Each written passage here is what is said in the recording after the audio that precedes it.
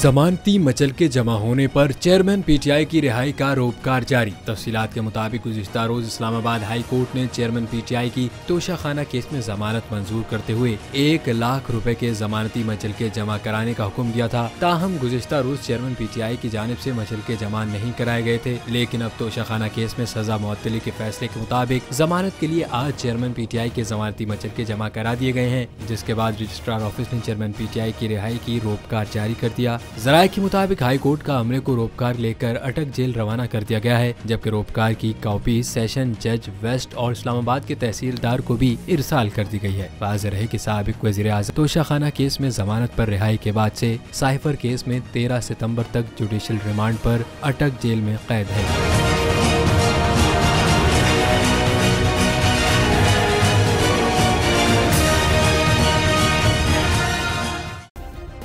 Subscribe करें और bell दबाएं ताकि कोई खबर रह न जाए।